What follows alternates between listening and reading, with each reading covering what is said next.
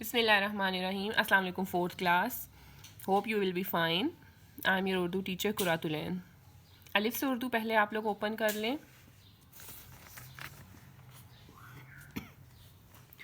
اوپر date mention کریں 25 مارچ بدھ، دن بھی لکھ لیں ساتھ. حروف کو جوڑ کر لفظ بنائیے. جیسے یہ الگ الگ لفظ لیے ہوئے توڑ لکھے ہوئے، ان کے آگے جوڑ لکھنا ہے تعریف. اس طرح یہ لفظ بنانی ہے. نمبر 1 کے آگے لکھیں برکت، دوسرا پابند، تیسرا لفظ انجیر، چوتھا چوتھی، پانچواں حساب، چھٹا لفظ لکھیں قافلہ، ساتواں جامعہ، آٹھواں لفظ عجائب. اگلا دیکھیں الفاظ کے حروف الگ الگ کیجیے. پہلے جوڑ لکھنے تھے، اب ان کو توڑ بنا کر لکھنا ہے. ترقی لفظ لکھا ہوا ہے، اس کے الفاظ جب آپ الگ کریں گے حرف لکھیں گے، الگ الگ حرف لکھیں گے تو وہ ہوگا تے، رے، کاف، یہ. نمبر 2 صنعتی، صاد، نون، عین، تے، یہ. موقع، میم، واو، کاف، عین. مطابق، میم، توئیں، الف، بے، کاف. نیکسٹ کارکن، کاف، الف، رے، کاف، نون. نبولی، نون، بے، واو، لام، یہ. خوبانی، خ، واو، بے، الف، نون، یہ. ظلمت، زوئیں، لام، میم، تے. نیکسٹ پیج پہ آ جائیے.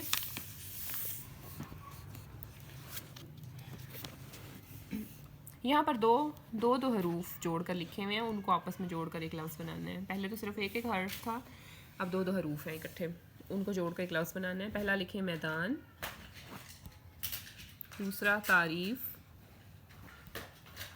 نمبر 3 چٹائی، نمبر 4 شریفہ،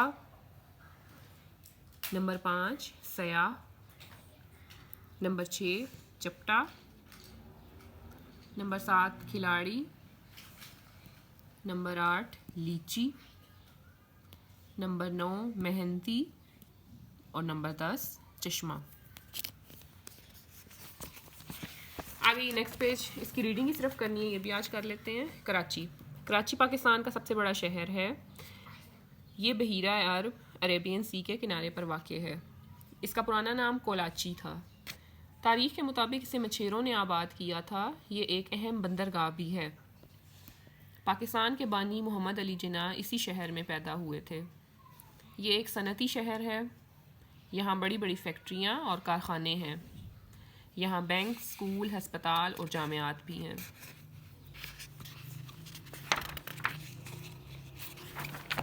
نیکسٹ پیج. کراچی کے ہوائی اڈے پر تقریباً پوری دنیا سے پروازیں آتی اور جاتی ہیں.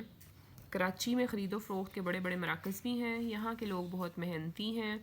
پاکستان کی تقریباً ہر زبان بولنے والے لوگ کراچی میں رہتے ہیں. محٹا پیلس، مزار قائد، عجائب گھر، چڑیا گھر یہاں کی مشہور جگہیں ہیں. کراچی والوں کی پسندیدہ تفریح گاہ ساحل سمندر ہے. چھٹی کے روز بہت سے لوگ ساحل سمندر کا رخ کرتے ہیں. دوسرے شہروں سے آنے والے بھی بہت شوق سے سمندر کی سیر کو جاتے ہیں. نیکسٹ پیج پر اسم معرفہ اور اسم نکرہ ہے، وہ انشاءاللہ ہم لوگ کل کریں گے. اب آپ لوگ اپنی کاروان اردو کی بکس اوپن کریے. جی کاروان اردو کا یہ والا پیج ہم نے کوسچن آنسر کر لیے تھے کاپی پر. پیج نمبر 3 آج دیکھیں، صفحہ نمبر 3. اوپر انہوں نے لکھا ہے لفظ نظم میں لفظ صاف پانی استعمال ہوا ہے. اس میں پانی موصوف اور صاف صفت ہے.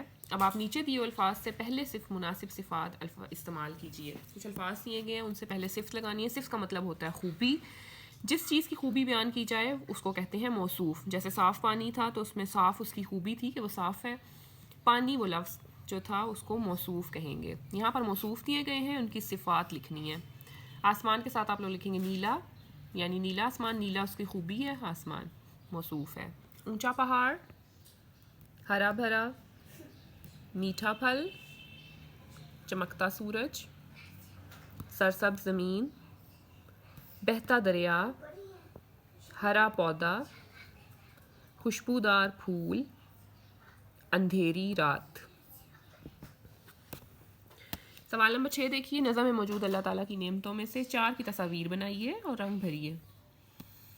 یہ اس میں آپ کوئی بھی تصویر بنا سکتے ہیں. سورج، اللہ کی بہت سی نعمتیں ہمیں عطا کردہ ہیں، ان میں سے کوئی بھی آپ 4 کی تصویریں یہاں پر بنا کے کلر کر لیجئے. سورج جیسے ادھر بنا ہوا ہے، درخت، پودے، پھول وغیرہ، واٹ ایور جو آپ بنانا چاہتے ہیں بنا لیں ایزیلی.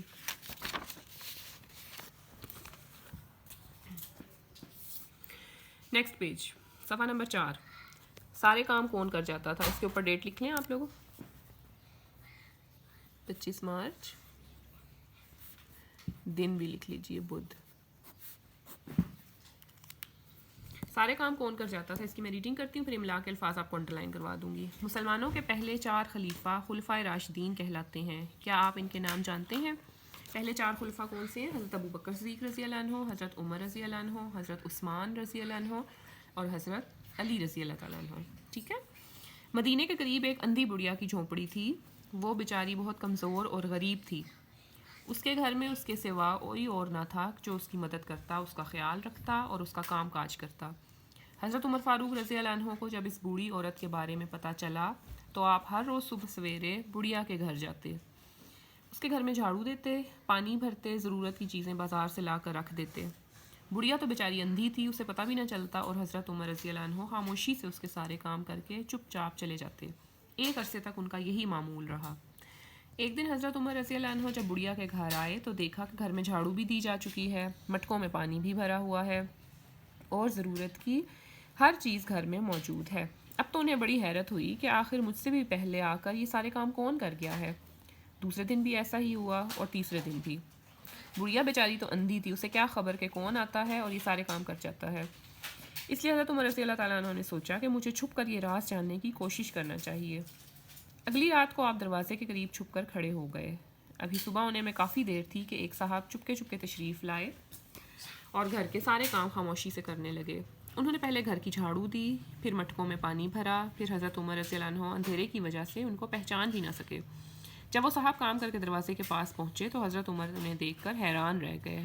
وہ کوئی اور نہیں بلکہ اس وقت کے خلیفہ حضرت ابوبکر صدیق رضی اللہ عنہ تھے، جو خلیفہ وقت ہونے کے باوجود بھی اس بوڑھی عورت کا اتنا خیال رکھتے تھے کہ گھر کا ہر کام اپنے ہاتھ سے کر جاتے تھے. حضرت عمر نے کہا کہ امیر المومنین، پہلے تو یہ سارے کام میں کرتا تھا، اب آپ یہ سب کیوں کرنے لگے ہیں؟ حضرت ابوبکر صدیق نے جواب دیا کہ اس وقت میں امیر المومنین نہیں تھا، خلیفہ بننے کے بعد یہ میری ذمہ داری ہے کہ میں ہر فرد کا خیال رکھوں. نیچے اس میں الفاظ معنی دیے گئے ہیں 3 الفاظ کے، وہ بھی دیکھ لیجئے. امیر المومنین کا مطلب ہے مسلمانوں کا اعلیٰ حاکم. خلیفہ کون ہوتا ہے؟ پیغمبر کا نائب. حضرت محمد صلی اللہ علیہ وسلم کے جتنے نائبین ہیں 4، وہ خلفاء ہیں. معمول کا مطلب ہے طریقہ، عادت، رواج. املا کے لیے اب آپ لوگ ورڈز بھی انڈرلائن کر لیں. خلفائے راشدین، جھونپڑی، جھاڑو، خاموشی، مٹکوں، ضرورت. نیکسٹ پیج پہ آئیے. اندھیرے، خلیفہ وقت، امیر المومنین.